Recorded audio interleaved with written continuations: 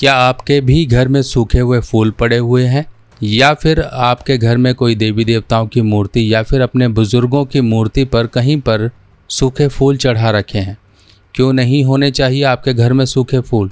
क्या सचमुच में ये सूखे फूल आपके घर से शांति, सुख, समृद्धि सभी चीज़ों को खराब करने वाले होते हैं? किन लोगों के लिए सूखे फूल एक तरह से अभिशाप बन जाते हैं और उनके घर की सुख, शांति और पैसा सब कुछ बर्बाद करने लगते हैं? आज मैं आपको इनकी जानकारी देने वाला हूँ। नमस्कार दोस्तों, मैं सुभाष शर्मा चंडीगढ़ से लाल किताब के ज्ञान में आपका स्वागत करता हूँ। दोस्तों, जैसा कि हम जानते हैं कि हमारे घर में समय समय पर फूल, यानी कि कोई पूजा पाठ हो, कोई शुभ समारोह हो, या फिर किसी भी कारण से जैसे हम कहीं पर कोई कथा वगैरह में गए, तब हमारे घर फूल आ जाते हैं। फूल आते हैं यानी कि हम प्रसाद के स्वरूप लेकर आते हैं, या फिर हम चढ़ाने गए तो प्रसाद के रूप में हमको कहीं पर फूल साथ में मिल गया। अब फूल या तो पूजा पाठ के कारण आते हैं, या फिर हमारे घर में बड़े बुजुर्गों की, जो कि स्वर्ग सिधार चुके हैं, उनकी फ़ोटो लगी होती है। उनकी फ़ोटो पर आजकल के चलन के अनुसार ये कर रखा है कि या तो वहाँ पर कागज़ के फूल या फिर कोई टेम्परेरी आर्टिफिशियल फूल लगा दिए जाते हैं, या फिर कोई ऐसे फूलों की माला लगा दी जाती है जो कि सूखे हुए फूल होते हैं। अब सूखे हुए फूल लगाना और घर में सूखे हुए फूल होना, यानी कि ये जो फूल होते हैं, फ्लावर्स, ये सब के सब बुध हैं, और ये उन लोगों के लिए बहुत ही ज़्यादा घातक सिद्ध हो जाते हैं जिनकी कुंडली के अनुसार बुध नेगेटिव है। बुध नेगेटिव है या तो कुंडली में गलत भाव में जाकर बैठ चुका हो, या फिर वो कहीं ना कहीं शत्रुओं के साथ पीड़ित हो। जब बुध किसी का खराब हो तो कुछ लक्षण उसको जीवन में आमतौर पर मिलते हैं, और उन लक्षणों को पहचान ले अगर व्यक्ति, तो अपने घर में कभी भी सूखे हुए फूल नहीं लाता है। अगर ले आए तो उसे पता है कि मेरे ये परेशानियां बढ़ रही हैं, यानी कि उसके घर में फूल आया नहीं कि दूसरी तरफ परेशानियां शुरू। अब वो परेशानियां, पैसों का नुकसान हो सकता है, अचानक काम काज में आने वाली परेशानियां हो सकती हैं, या फिर शारीरिक कष्ट होते हैं। अब जिनका बुध खराब होगा उनको दांतों की कहीं ना कहीं दिक्कत होगी। मसूड़ों में पायरिया, इन्फेक्शन, दांत मसूड़े, दांत कीड़ा लगना, बहुत सी बातें हैं जो कि दांतों से संबंधित होती हैं। दांतों से संबंधित कुछ नुकसान होगा।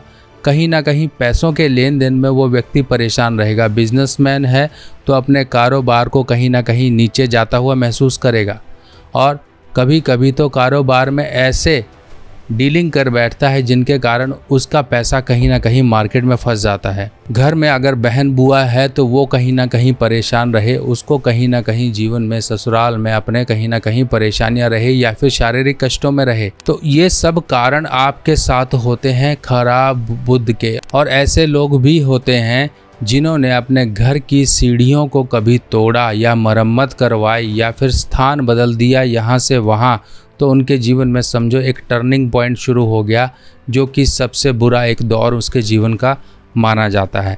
उसके बाद से उनका जीवन कहीं ना कहीं गिरावटों भरा ही हो जाता है, जीवन में उठ नहीं पाता है, फाइनेंशियली स्टेबल नहीं हो पाता है।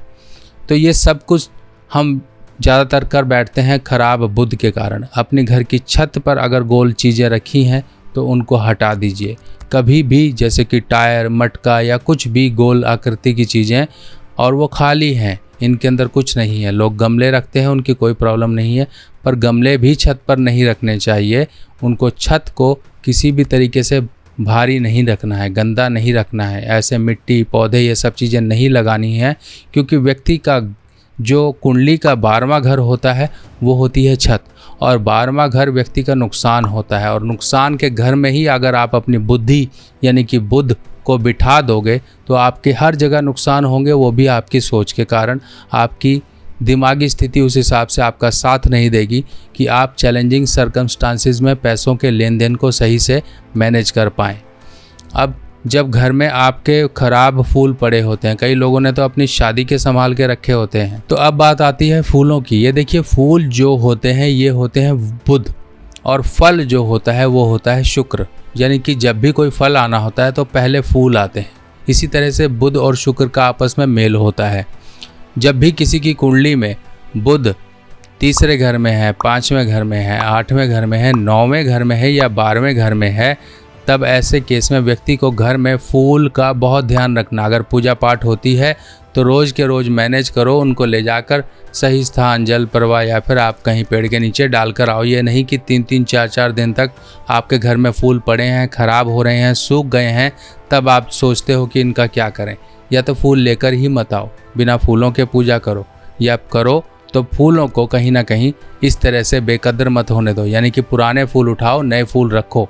इस तरह से आपकी ये जिम्मेवारी बन जाती है कि बुध को कैसे सही रखना है। पितरों पर आपके जो बुज़ुर्ग हैं उनको फ़ोटो पर हार चढ़ाने की बात आती है तो आजकल आर्टिफिशियल भी मिल जाते हैं, आप आर्टिफिशियल लेकर आइए। ओरिजिनल फूल, वो भी सूखे हुए, कभी भी उन पर मत चढ़ाइए। हाँ, समय समय पर जब आता है पितृपक्ष या उनके पूजन का समय या फिर आप घर में कोई आयोजन करवा रहे हो तो उस समय उनकी फ़ोटो पर आप सभी साफ शुद्ध फूलों की, ओरिजिनल फूलों की माला अर्पित करें। और जब वो दूसरे दिन उनको उतार कर आप नॉर्मल माला भी चढ़ा सकते हैं, यानी कि इससे आपके पूर्वजों के प्रति जो आदर है वो भी खराब नहीं होगा और आपके जो बुध की खराबियां हैं, जो परेशानियां हैं, वो भी आपको जीवन में संकट नहीं देंगी।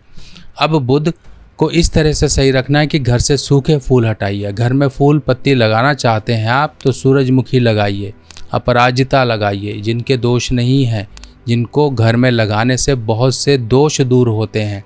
आप इन फूलों को भूलकर कहीं आप बड़े बड़े दूसरे फूल, कांटीले फूल, इस तरह के फूल लगाते हो। ऐसे फूल लगाइए जो आपके पूजा पाठ में भी चल सकें और ऐसे फूल लगाइए जो आपके घर के वास्तु दोष को भी सही कर सकें। लाल किताब की सभी सामग्री अब आप मेरी व्हाट्सएप कैटलॉग पर आसानी से देख सकते हैं और आप अपने एड्रेस पर मंगवा भी सकते हैं। अब जिनका बुध डिस्टर्ब होता है उनको रात को साबुत मूंग भिगाकर सुबह पक्षियों को नित्य प्रतिदिन डालते रहना चाहिए। एक मुट्ठी भिगाइए, सुबह उठ के डाल दीजिए। अभी भिगाने के लिए चाहिए बर्तन आप अपनी रसोई में रख सकते हो, रसोई में रखिए और डालिए थोड़ी सी मूंग और जाकर पक्षियों को डाल कर आइए। और दूसरा काम ये करिए कि एक स्टेनलेस स्टील का छल्ला छोटी उंगली में ज़रूर पहन के रखिए। ये उपाय 2 छल्लों का होता है। एक छल्ला या तो जल प्रवाह किया जाता है, जल प्रवाह की सुविधा नहीं है तो मंदिर में चढ़ा दीजिए। बुधवार या शनिवार का दिन होगा, सुबह के समय ये आप उपाय करिए।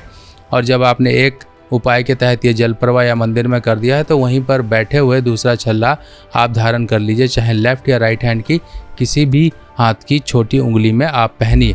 देखिए, इससे इन 2 छोटे उपायों से आपके बुध की इम्प्रूवमेंट हो जाएगी। बुध आपकी कुंडली के अनुसार सही हैं तो आप बुध के लिए पन्ना या फिर हरा हकीक जो कि नॉर्मल सस्ता सा पत्थर होता है, वो आप पंच धातु में बनवा के अनामिका उंगली छोटी उंगली के साथ वाली होती है, इसमें पहनिए। इसमें पहनोगे तो बुध के आपको अच्छे असर मिलेंगे। बाकी दोस्तों, आपको ये जानकारी कैसी लगी ज़रूर मुझे कमेंट सेक्शन में बताइएगा। चलिए मिलते हैं नई जानकारी के साथ नई वीडियो में, तब तक के लिए आज्ञा दीजिए। नमस्कार।